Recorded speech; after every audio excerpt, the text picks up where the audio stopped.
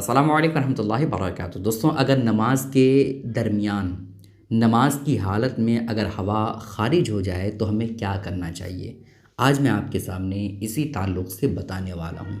चूँकि दोस्तों, जो लोग नमाज़ पढ़ते होंगे उनके साथ कभी न कभी ये मामला पेश आया होगा या आ सकता है कि नमाज की हालत में वो बंदा था और अचानक गैस खारिज हो गया, पेट का गैस था वो निकल गया, यानी हवा खारिज हो गया। तो ऐसी कैफ़ियत में हमें क्या करना चाहिए?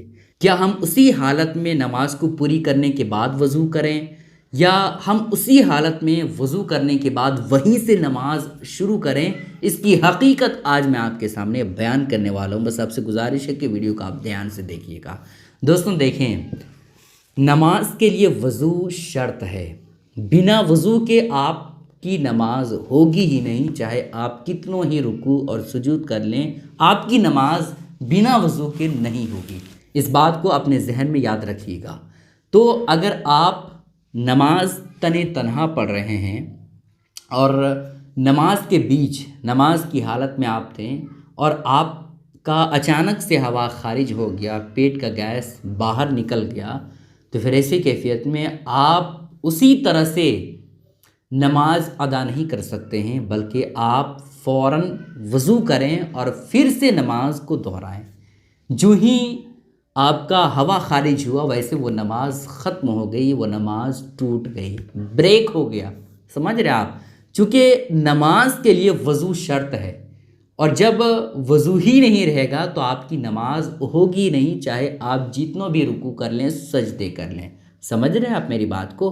तो अगरचे आप रुकू की हालत में हैं, समझ रहे हैं, आप रुकू की हालत में हैं और वहीं पे आपका हवा खारिज हुआ, तो अब आप ऐसा ना करें कि भैया रुकू तो कर लिए हैं, सजदा कर लें, उसके बाद जो है वज़ू कर लेंगे। ऐसा ना करें, बल्कि जिस वक्त हवा खारिज हुआ उसी वक्त आप फ़ौरन वज़ू के लिए पलट जाएं और वज़ू कर लें। ठीक है, ये हो गया दोस्तों अगर हम तने तनहा नमाज़ पढ़ें तो। लेकिन हम अगर जमात के साथ नमाज़ पढ़ें तो फिर ऐसी कैफियत में हमें क्या करना चाहिए? तो उसके लिए आप याद रखें, चूँकि जमात के साथ नमाज़ पढ़ना, अगर आपका हवा खारिज हो गया और आसानी है जमात से निकलना, समझ रहे हैं, जमात से निकलना एक बड़ा प्रॉब्लम कभी कभी हो जाता है, परेशानियों का सामना करना पड़ता है जमात से बाहर निकलना, समझ रहे हैं। तो आसानी के साथ अगर आप जमात से निकल सकते हैं तो फ़ौरन निकल जाइए। जिस हाल में भी आप हैं, आपका जिस हाल में हवा खारिज हुआ है उसी वक्त आप जो है नमाज से जमात से बाहर हो जाएं और वज़ू कर लें। समझ रहे हैं। लेकिन अगर जमात से निकलना मुश्किल हो, यानी आसानी ना हो, चूँकि आप अगर बीच में खड़े हैं तो ऐसे ही सबको परेशान करते हुए थोड़ी निकल पाएंगे, है ना। कभी कभी बहुत परेशानियों का सामना करना पड़ता है जमात से निकलना नमाज की हालत में।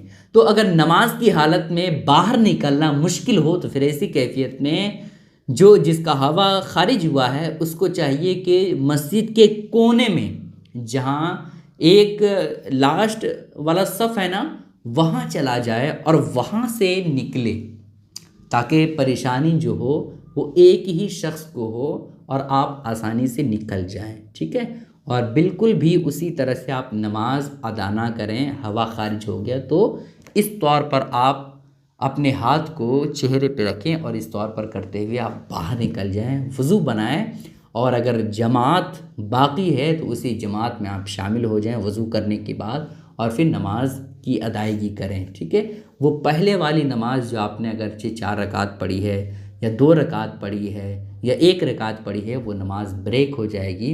आपको फिर से नमाज की नियत करनी पड़ेगी और फिर से नमाज दोहरानी पड़ेगी। ठीक है, इन बातों का आप ख्याल रखिएगा।